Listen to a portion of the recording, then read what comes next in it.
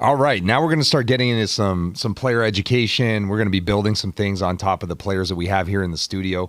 I'm excited to be able to have Xavier Croxton in with me. As you would see in the intro, he's a great two-way athlete. You know, some of you guys are out there and you're trying to think, like, should I be a pitcher only or should I be a two-way player? If you got the athletic ability, try to do both as long as you can. And that's something that Xavier's been doing, is going from being a high-level position player as an outfielder and now coming in as a left-handed reliever and potentially a closer. So Xavier, man, welcome to the Tough Mother Chucker. It's going to be a great educational opportunity. The first thing I want to ask him, though, you know, when we get here, we talk about new processes when we meet new players, you know, and how they prepare. You know, talk about a little bit some of the things that you have learned, you know, along the way, and how we've been giving you, you know, your, more customized approach to your process. The biggest thing I want to talk about is when we were in Akron for the arm care accelerator. You started off with your dynamic warm-up, and one of the big things that stuck with me so far is the 4 S's: the squeeze, the skip, the start, and the stretch.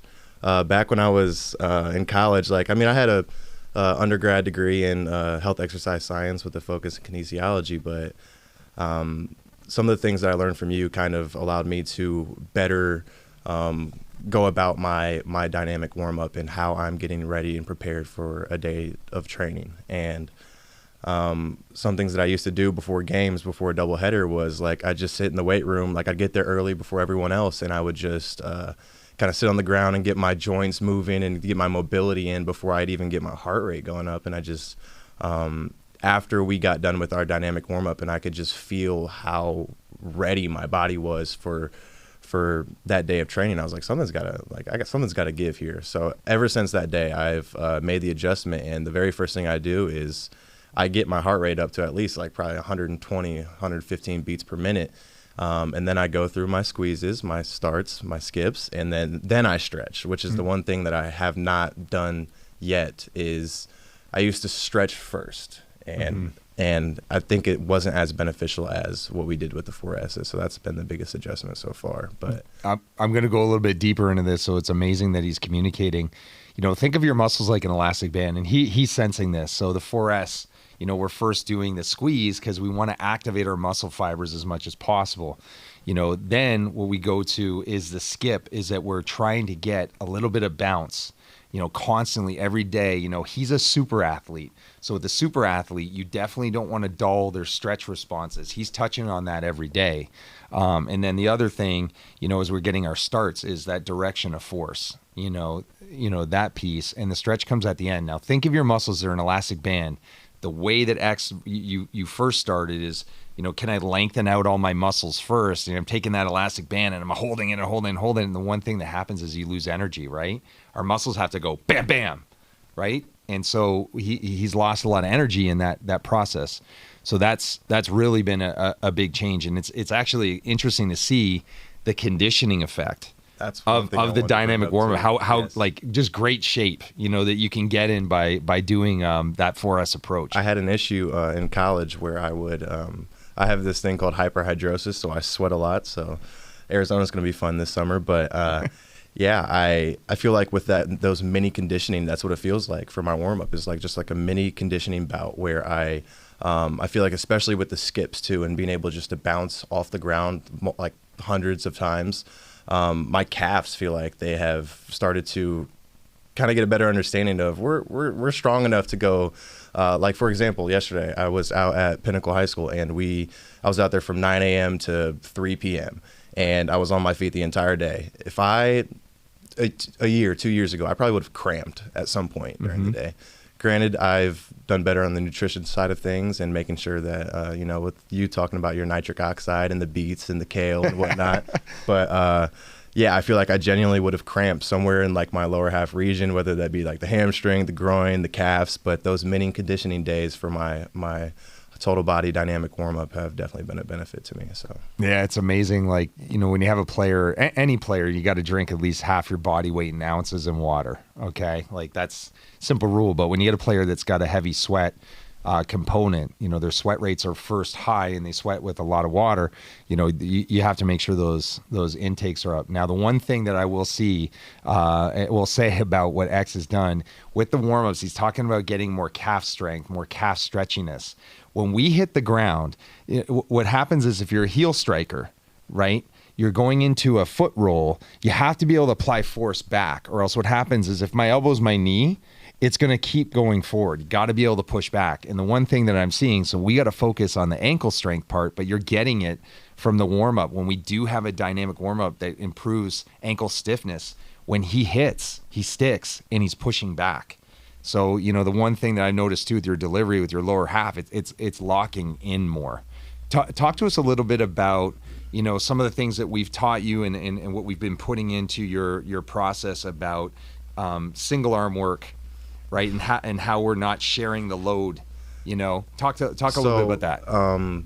I never really heard of anything on muscle irradiation or how, what you do is glove arm training. That's how you have it put in my app for my training day. Is the day before my high intensity throwing, I have glove arm training only. I split the body in half and I do one side. And I'm a lefty, so for my glove arm, which is my right side, I'll go through a decent amount of, I wouldn't say strenuous activity, but it definitely gets the blood flowing and I get a good little pump out of it, whether that be the chest, the tricep, the serratus, the lat. Mm-hmm. And through that muscle radiation, it's, helping this left side get prepared for that day of work the next day. So, and then also in high school, I broke my wrist on my right side of my body. My junior year of college, I broke my arm, and I have 10 screws and a titanium plate covering the humerus, non-throwing arm. And then my 5th year, I broke my hamate bone. So all on the right side of my body. So not only with the muscle irradiation side of things, the glove arm training has actually helped me kind of rebalance out my body in general in terms of overall strength from left to right side. So phenomenal. And one of the things that we're able to see, when we talk about splitting the body, it's called cross education training. Some people call it contralateral training. He's training his glove arm and it's activating his throwing arm. But the best part is within 24 hours when he goes, to test, we definitely, before your bullpen day, right, we do the day before we're doing his glove arm, but you can see that the arm strength goes up. Now imagine a lot of our arm care routines, they're doing both arms, and sometimes they're doing work before a game day or a bullpen day because it's just so concentrated, especially on a 5-day rotation. And you're able to see that the strength either plateaus or it can go down. So, that's a big piece. Let's talk a little bit about, the nutrition routine. You dove into that. We have dietitians and we've been helping our players, but some of the things that you've learned and some of the sacrifices you've had to make. I mean, like, kale, beets, chocolate, donuts. I mean, not that X eats like that, but I'm saying, talk a little bit about those things that has been the performance accelerators for you. I do have my cheat days. I will give you that. I'm not going to starve myself with quality foods, but I used to be more on like the side of like eat what I can to make sure I keep my body weight up to where it needs to be. But as I've grown a little bit and kind of whether research or help from you, I feel like the biggest thing has been nitric oxide and allowing vasodilation of the blood vessels to then bring in more oxygenated blood, which then flushes out inflammation and helps me recover better. And then also, you're a big advocate on no red meat on high intensity throwing days. So it's going to turn that blood that you got in there to slush. Oh, yeah. So I go to like, whether it be like ground turkey or salmon or just boneless chicken thighs. I make sure to hit my protein goals every day, but it's the type of foods that I'm putting in my body that I've been a little bit more cognizant on and making sure that I'm not putting BS into my body, which is not going to help me as a professional athlete. So. Yep. Well, we have an extensive course too. It's called the MLB Recovery Habits course with armcare.com. We go through these things, but in a nutshell, like what we do is we have to feed the arm. When we feed the arm well, the body's healthier. What X is talking about is obviously protein intake, and we talk about lean mass does equal gas. You get a lot more muscle that contracts. You're going to throw harder. However, you have to take care of that increased horsepower. So when he's talking about nitric oxide based foods, these are foods that increase the blood vessels, in our body, and able to get immune cells moving fast, get oxygen to those areas to repair, and to be able to, juice up the arm and be ready. So those are some, really, critical things that I think, a player has to have. And, the other thing too, I want to ask you is, as far as, your routine now, because we're moving into player training, we're moving into, obviously the overall wellness and durability of the player, injury protection, player promotion. I want you to talk a little bit about, how you're going about your goals, the sacrifice that you've made. I think there's a lot of merit to be said that, and we're going to talk to some other guys that have really made the commitment to be where teams are. Why don't you talk about that transition and sort of like your daily thought process and how to get out there, what you're doing? Okay, well, I'm originally from Fort Wayne, Indiana. I lived there my entire life, but my amazing girlfriend and I drove down 26 hours from Fort Wayne, Indiana to Scottsdale, Arizona, just to allow me to be in a better place that gives me a better opportunity to get where I need to be in the baseball side of things. I came to realize that I exhausted all my resources where I'm from, and if I didn't leave that area, I'm just holding myself back at that point, especially after being done with 5 years of collegiate baseball.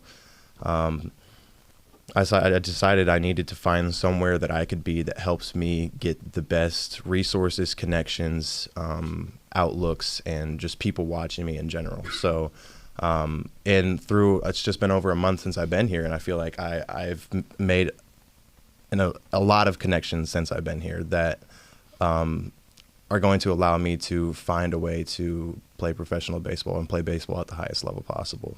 Yep. It's a commitment, and not going to lie, there's so many talented players out there, X being one of them, and sometimes they just get overlooked. The draft has been shortened. There's less opportunity for highly athletic players. If you come from a smaller school, sometimes that can be, tough. But making that commitment to come out here, and we talked too about, on the in the intro of, all the factors that separate a player from being good to great and getting the results. We talked about motivation. Motivational elements are really huge, and when it comes from you saying, I'm going to make the commitment, and also the other one is having that relational centrality of having a really good partner in Talia Haddix, who helps us with our social media content. That really, really takes us a long way. Overall, I like to also communicate about your experience, us working together, our crew, and where, your goal is right now. Let's talk about your goal right now too. My goal is to play professional baseball. Yep. So, I'm 23 years old. I'm making sure that I'm playing at the highest level I'm capable of. So right now, whether that means turning down opportunities that don't look as good as other opportunities, or testing my luck out, looking for partner league versus looking for lower end independent baseball leagues. I'm going to do what I believe puts me in the best position possible to go play at the highest level at an early age. So I know I've talked to some guys that are 26, 27, 28. They talk about it too, but I think I should still talk about it. Like, I have an expiration date. As a professional baseball player, you only get so much time allotted before people start to overlook you. Mm-hmm. Especially if you're not from like a high-end Division I team that's had scouts looking at you since you were the age of 16, or you signed a contract at the age of 16 years old. So it definitely is difficult, but I feel like as of now, being here, it makes it a hell of a lot easier. So awesome, man. Well, this has been amazing. This is Xavier Croxton. Definitely worth the look, and pleasure to work with, and we're excited to support them, promote them, train them, protect them. Thank you, brother. I appreciate you. Thank you, Ryan.